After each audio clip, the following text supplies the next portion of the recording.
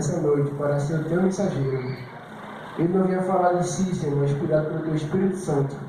E que nesse momento, Pai amado, teu Espírito Santo venha preparar nossos corações e nossos ouvidos para receber a tua palavra. E nós não venhamos sair daqui vazios, ó Pai amado, mas preenchidos pelo teu poder, o poder da tua palavra. E a luz, Senhor, da nossa vida, luz para os nossos caminhos. Fica conosco, nos abençoa. É isso que nós te pedimos e já te agradecemos, não por mérito nosso, mas confiando no sacrifício do teu Filho Jesus naquela cruz para nos salvar. Amém.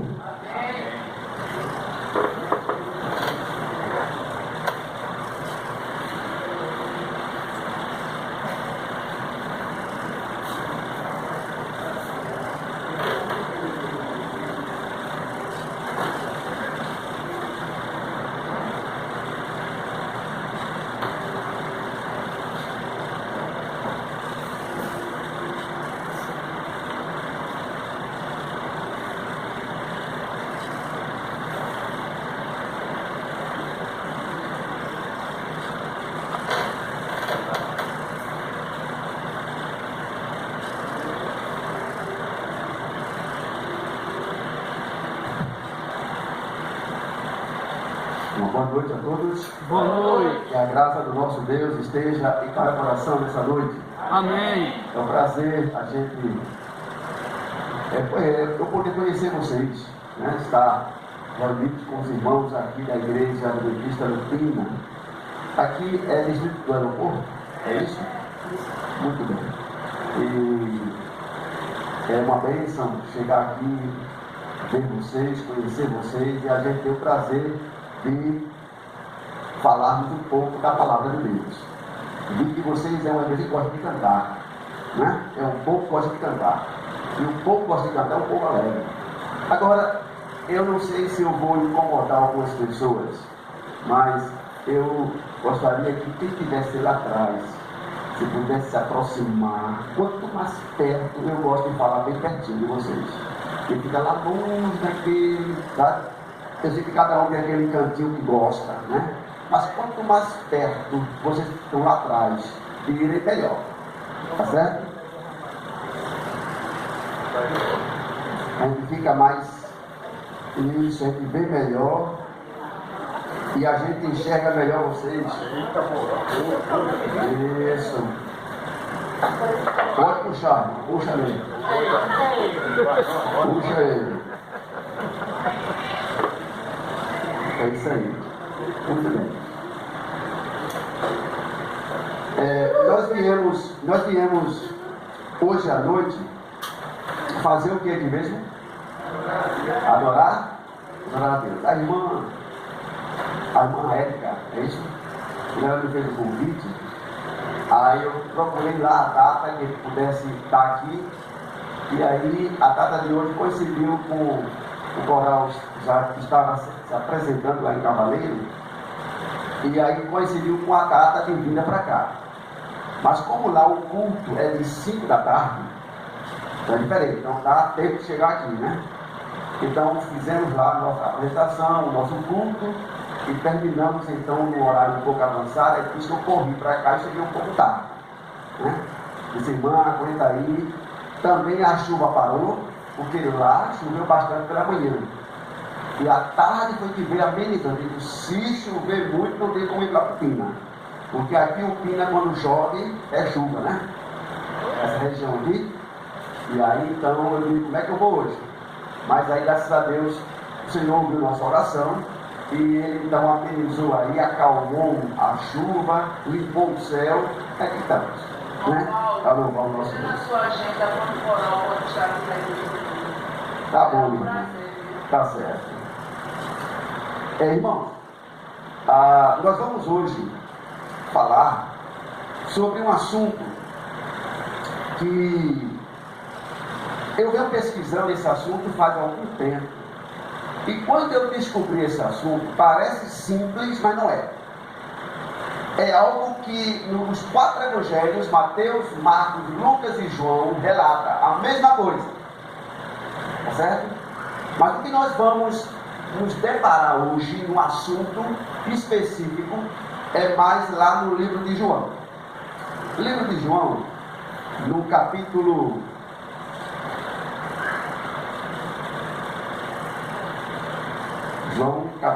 20. É aqui onde a gente vai estudar esse tema que, como eu falei, os 4 evangelhos, eles falam a mesma coisa, tá certo? Capítulo 20, ele conta justamente a narração, a história de quê? O que é que fala aí? O título, a ressurreição de Jesus. Esse é o assunto do capítulo 20. Eu não vou me demorar no assunto, porque todo mundo já sabe o que aconteceu no episódio, na história, no relato da ressurreição de Jesus. Todo mundo sabe, então você não perder tanto tempo, tá certo? Mas eu queria frisar aqui algo especial que João e Pedro viram nesse momento da ressurreição, lá, aliás, no túmulo de Jesus. Não foi no momento da ressurreição, mas foi dentro do túmulo. E os 4 evangelhos relatam isso. Lá em Mateus, diz que o relato que diz sobre esse tema aí, fala assim, que as mulheres foram ao sepulcro. Vejam como cada personagem, como cada evangelista, ele descreve a mesma história. Mateus conta que a ressurreição de Jesus foi assim. As mulheres foram ao sepulcro de manhã cedo, no domingo, foi isso? E aí então houve um terremoto, e o terremoto abalou os alicerces do túmulo, que um anjo veio e abriu a pedra que fechava o túmulo. E um anjo reluzente estava à porta do túmulo, e os soldados que vigiavam o túmulo de Jesus, para ninguém roubar, logicamente, então, eles quando viram aquela luz forte, desmaiaram e caíram como mortos. Quando as mulheres, Maria Madalena e a outra Maria, chegaram lá para embalsamar o corpo de Jesus, a cena já havia se acabado. Mas aí elas viram o túmulo vazio. Quando viram vazio, voltaram para avisar os discípulos o que elas viram. Assim relata Mateus. Aí Marcos vem e conta o mesmo relato. Só que ele diz o seguinte: Marcos não fala de terremoto, não fala do anjo reluzente, mas ele fala que as mulheres foram ao sepulcro de manhã cedo, no domingo, logo no primeiro dia da semana, para embalsamar o corpo de Jesus. E aí então elas iam comentando entre si como fariam para remover a pedra, porque a pedra era pesada. Como é que elas iam discutindo isso no caminho até chegar no túmulo? Quando chegaram lá, para surpresa delas, viram que o túmulo estava aberto, e elas olharam, viram que não tinha mais nada dentro, roubaram o corpo de Jesus, correram então, viram que 2 varões, 2 anjos, disseram: por que buscais aquele que já ressuscitou? Vede aqui o seu lugar. Elas viram e não estava vazio. E aí então elas voltaram e foram avisar a quem? Aos discípulos. Terminou a história. Aí Lucas, por sua vez, conta o mesmo relato, mas de forma também quase idêntica ao de Marcos. Lucas diz que Maria, quando chegou no túmulo, viu um anjo sentado dentro, um homem sentado dentro, um homem reluzente, era um anjo. E aí então ela começou a chorar, porque viu que não encontrou o corpo do seu mestre. E aí entra desesperada, e o anjo então tenta acalmá-la, e diz aí: vai avisar lá os discípulos, porque eles vão encontrar a Jesus lá na Galileia, como ele prometeu. E aí ela então volta e vai e conta a história para os discípulos. Mas quando chega em João, João conta diferente esse relato. Embora os relatos sejam diferentes, mas isso não quer dizer que há uma dúvida no que aconteceu realmente na ressurreição de Jesus. Não é porque um fato é diferente que um fato não aconteceu. O problema aqui não é a diferença de um autor para outro, porque todos foram inspirados pelo mesmo Espírito. falaram a mesma coisa do próprio Jesus que eles conviveram. Então eles foram testemunha ocular do fato que eles viram e ouviram. Então, qual é a diferença? Por que um diz uma coisa, o outro diz outra de um mesmo relato? É a mesma coisa de nós. Quando você vai à feira, aí você encontra alguém conhecido. E esse alguém conhecido está com alguém também. Aí você depois chega em casa e diz assim: olha, eu encontrei lá na feira o irmão José. Ok, mas o irmão José estava sozinho? Não, ele estava com alguém. Mas ele só frisou quem? O irmão José. Aquilo que interessava a ele, que chamou a atenção. Outra pessoa pode dizer: eu fui à igreja e a igreja encontrei a irmã fulana e o irmão ciclano. Mas só estavam os dois na igreja. Olha aqui quanta gente estava. Então, cada relato, o que importa é o fato ter sido acontecido. O que importa é que os 4 evangelistas dizem que o túmulo estava vazio. Isso é o que é importante. É que o túmulo estava vazio. Quem estava lá, quem não estava, quem foi, como foi, isso aí é importante, mas não é o essencial. A essência aqui é que Jesus não estava lá. E isso foi provado. Agora, João, quando ele relata esse fato, que ele vai ler agora, ele narra diferente. Vamos ler agora, no capítulo 20 de João.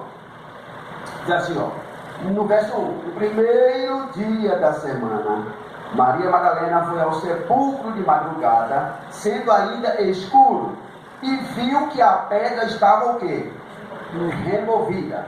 Então correu e foi ter com Simão Pedro e com o outro discípulo a quem Jesus amava, que era quem? João. E disse-lhes: tiraram do sepulcro o Senhor, e não sabemos onde puseram. Saiu, pois, Pedro e o outro discípulo e foram ao sepulcro. Ambos corriam juntos.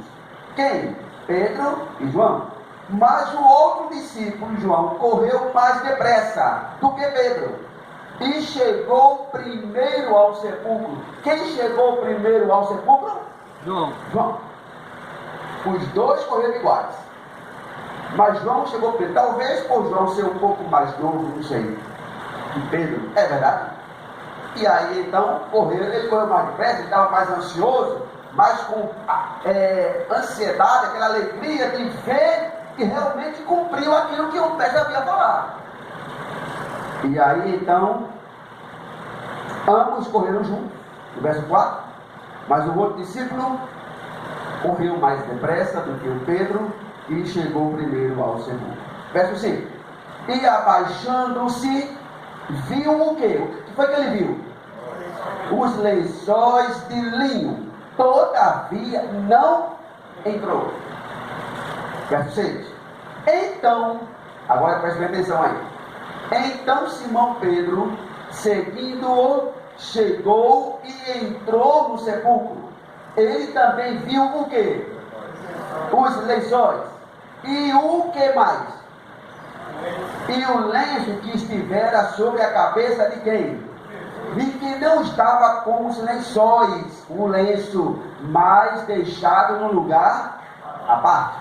Verso 8: então entrou também o outro discípulo que chegara primeiro, que foi João, ao sepulcro, viu e o quê? Creu. Pronto. Muito bem, viram a diferença de relatos de um evangelista para outro? João, ele conta uma história, um episódio que aqui me chamou a atenção. O interessante é que os 4 evangelistas e as Marias que foram ao sepulcro, elas viram a mesma coisa. Viram a pedra removida, viram o túmulo vazio, viram os lençóis que era coberto o corpo de Jesus, estava lá à parte, em cima da pedra, viram igual. Mas João relata algo especial. Ele não viu só o túmulo vazio e aberto, e nem só os lençóis. Ele viu o que também? Hein? Ele viu o lenço. E esse lenço estava à parte. Olha que aqui a descrição, ela enfatiza o motivo do porquê que estava à parte. O lenço estava à parte. E a parte quer dizer dobrado, do lado dos lençóis. E é aqui onde me chamou a atenção. O que é que tem a ver lençóis com lenço? O que tem a ver? Por que é que houve essa peculiaridade aqui nesse estudo de João? E o que me chamou a atenção é que nessa parte do lenço que João viu e que Pedro viu, e João quando viu, creu. Mas eles creram em quê? Não bastava chegar no túmulo, lá na porta, ver que não tem ninguém que crê, não é isso? Pô, não tem ninguém, pronto, acreditei. Ele não está aqui. Não só bastava isso? Mas não, eles entraram para ver algo peculiar, algo que os chamasse a atenção e comprovasse. Eles viram os lençóis de um lado e o lenço à parte. Aí você pergunta, o que é que isso tem a ver com o relato desse episódio que aconteceu, com esse lenço que chamou a atenção de João e de Pedro? E eu comecei a estudar, a analisar sobre isso aí. A Bíblia em si, ela não nos dá detalhes do porquê que o lençol estava de um canto, o lenço estava dobrado de outro, ela não dá detalhes. Ela apenas afirma que estava isso e aquilo em tal lugar. Mas na Bíblia toda não nos dá detalhe nenhum, nem tampouco alguma explicação ou orientação. Então nós, para entendermos isso, nós temos que ir para a história dos judeus. E se nós não entendermos algumas histórias que os judeus têm, algumas culturas deles, a gente não vai entender o que realmente João queria dizer nisso aqui. Então, se diz que entre os judeus há uma cultura de que quando eles estão à mesa para jantar ou para almoçar, fazer sua refeição, esse lenço aqui tem a ver com Senhor e servo. Por quê? Eu vou dizer agora. Quando o senhor da casa, o dono da casa, dizia é hora da janta, ou da ceia, ou do almoço, os servos, os escravos ou os empregados, eles então colocavam a mesa e colocavam ao lado do prato do seu senhor um lenço.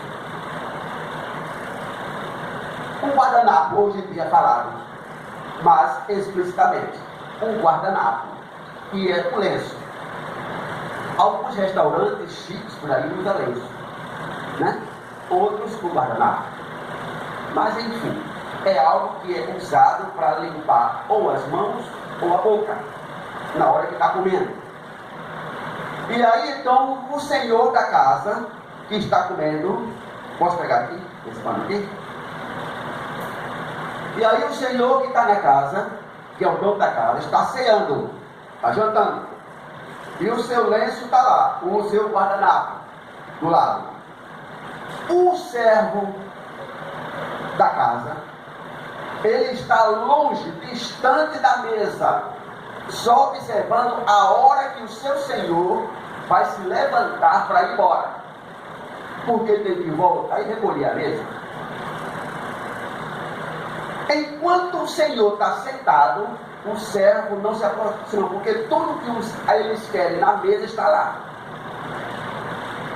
Aí então, quando o senhor da casa termina de se alimentar, ele vai pegar o lenço ou o guardanapo e vai limpar as pontas dos dedos, a sua boca e a barba. Quando ele limpa, se ele fizer isso no lenço, ó, Se ele fizer isso no lenço, terminou, jogou lá do lado do prato. Aí ele sai. O servo que viu que o seu senhor saiu, ele vai até a mesa e observa não o prato, mas o lenço. Porque o lenço é o momento onde ele vai dizer se o servo, se o seu senhor terminou ou não. Se o lenço estiver embolado assim, do lado do prato, é porque o seu senhor está dizendo, terminei, pode levar tudo. Mas, se o seu senhor saiu da mesa e deixou o lenço dobrado ao lado do prato, o servo, quando chega, ele vai ver o lenço dobrado. E isso quer dizer que o seu senhor está dizendo, eu vou voltar. Amém. Eu não terminei a ceia, eu vou voltar. Então, quando o servo via aquilo ali, era o momento dele dizer, eu vou tirar os pratos ou não da mesa.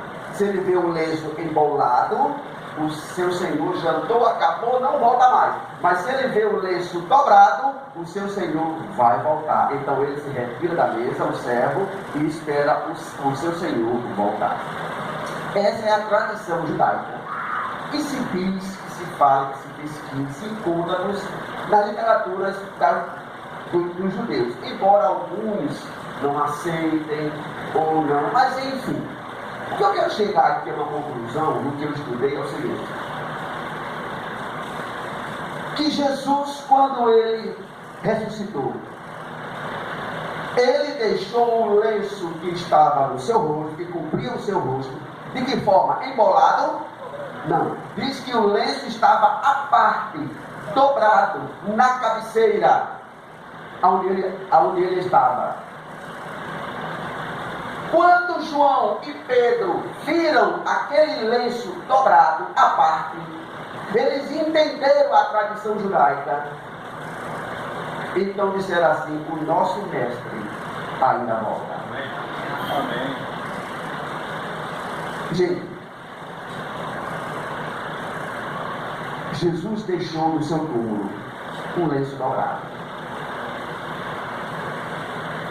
Se está dizendo se ele vai voltar, se não vai, etc., se isso aqui é algo verdadeiro ou não. Mas não é esquisito João enfatizar isso aqui? Não é interessante o lenço estar à parte e isso ser falado na palavra de Deus? Não é interessante a gente ver que algo especial tem por trás disso? Então uma coisa eu quero dizer para vocês nessa noite: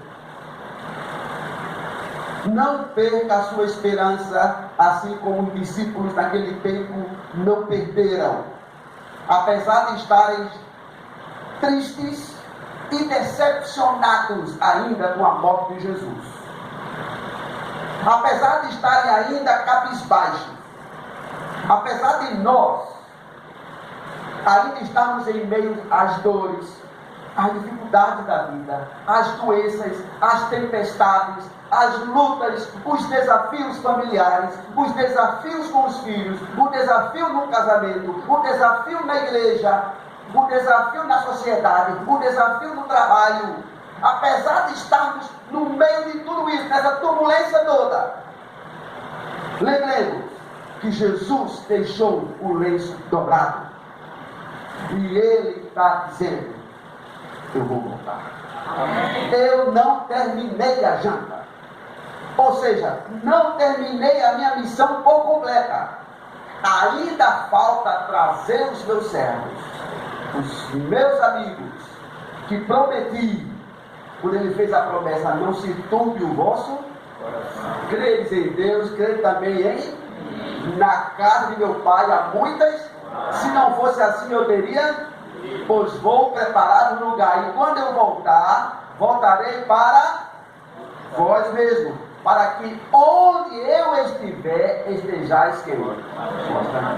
Essa promessa que ele deu aos discípulos, essa mesma promessa, Os dois anjos, os dois varões que estavam ao lado dos discípulos no dia em que Jesus subiu aos céus, a sua última missão aqui na terra foi de deixar a promessa feita por ele, dada agora pelos anjos, para confortar os discípulos.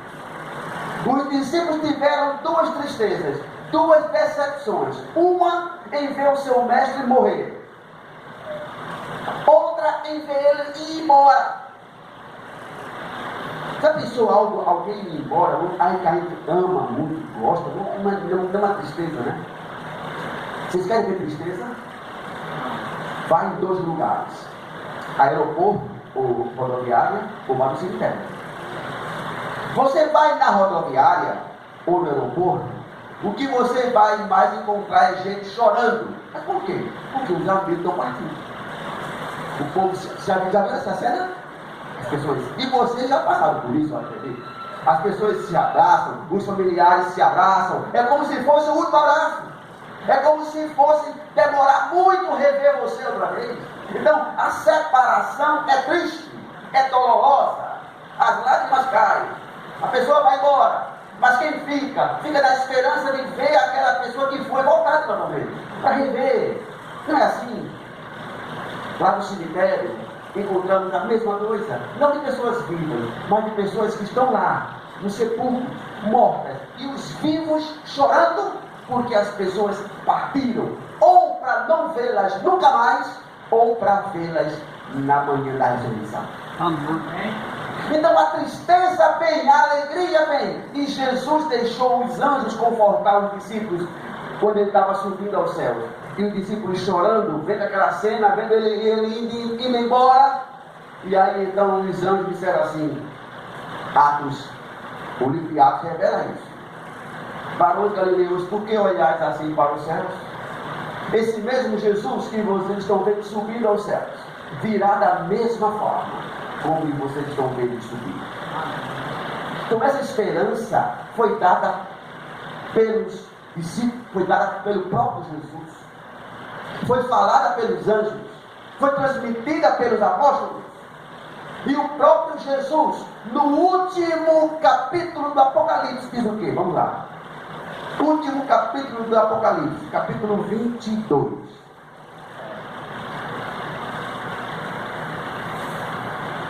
E o verso 20. É a última coisa que a palavra de Deus termina o relato bíblico dizendo: aquele que dá testemunho dessas coisas diz: certamente venho sem demora. E aí João diz: amém, vem Senhor Jesus. Certamente venho sem demora. Lembre-se, quando ele estava vivo, a promessa dele está desde o Éden, quando aquele casal pecaram. Ele deu a promessa de restauração. A promessa dele veio quando ele mesmo em pessoa disse: não se turbe o vosso coração, não se desespere, porque eu voltarei e levarei vocês para minha casa. E agora os apóstolos também confirmam isso. Jesus mesmo deixou isso, dando um sinal do lenço dobrado sobre a cabeceira, dizendo que a sua obra não terminou, mas ele vai voltar para terminar. E que nós, mesmo em meio às tristezas da vida, às dificuldades que passamos, as lutas e os desafios da vida, um dia essas lágrimas e esses desesperos serão exterminados da nossa vida. Nós teremos só alegria, porque iremos rever novamente aquele que veio, e que foi, e que voltará novamente. Amém. E que logo em breve ele disse: certamente venho sem demora. Amém? Vem, Senhor Jesus. E nessa noite, todos nós possamos ter essa alegria, esse prazer, de um dia olharmos para as alturas, logo em breve veremos uma nuvem bem pequena, sabe? A nuvem dos céus. Só quem vai saber o que é essa nuvem é aquele que esperou, é aquele que creu, é aquele que confiou, é aquele que passou pelas lutas, É aquele que foi perseverante, é aquele que foi fiel, é aquele que foi fiel até o fim ao receber a sua coroa. Ele contemplará para as alturas, ele verá uma nuvem do tamanho de uma mão de um homem, e aquela nuvem vai crescendo e crescendo e brilhante, e quando você menos esperar, se tornará uma grande nuvem cercada de anjos, e Jesus cumprindo a sua promessa. Amém. Cabe a mim e a você mantermos essa chama da alegria, da esperança, de que logo em breve nós iremos ver Jesus voltar. Amém? Quantos querem comigo nessa noite dizer: Senhor, vem logo. Eu creio na tua promessa, não me faz desistir, mas eu quero continuar firme até ver Jesus voltar. Vamos lá. Amém. Amém.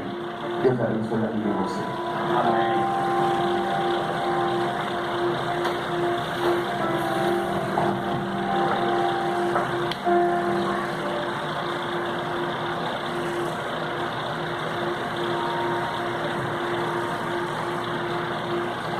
Vamos ficar de pé e juntos cantarmos o hino Verei Jesus.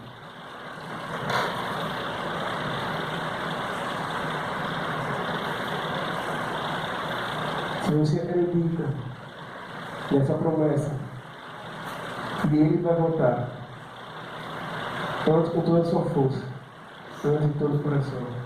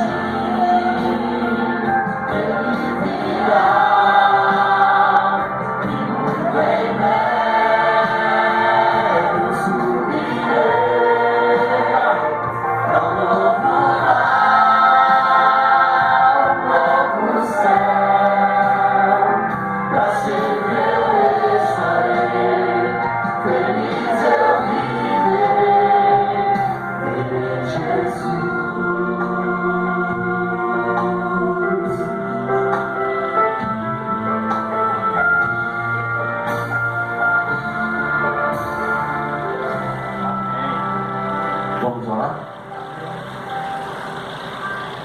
Nosso Pai, olha, o que nos conforta é a Tua promessa. O que nos conforta é que a comprovação da Tua palavra, escrita e falada, nos diz que logo em breve Tu irás nos buscar. Amém. Nós cremos e que logo em breve nós veremos Jesus voltar para nos tirar deste mundo, dessas lutas e dificuldades que nós temos. Mas enquanto esse dia não chega, segure nossas mãos, nos mantém firme na fé, nos faz desistir, nem desanimar, mas que possamos olhar firme para o alto, para o autor e consumador da nossa fé, que é Jesus Cristo, e que juntos, logo em breve, iremos morar eternamente com o Senhor. Nos dá uma semana abençoada.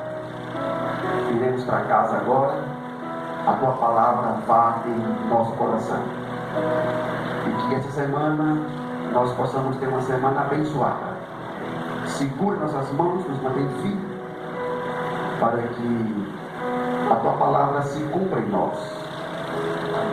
E se nós formos fiéis até o fim, receberemos a coroa da vida. E logo em breve reinaremos para sempre com Jesus. Amém. Nosso muito obrigado e nos abençoe em nome de Jesus.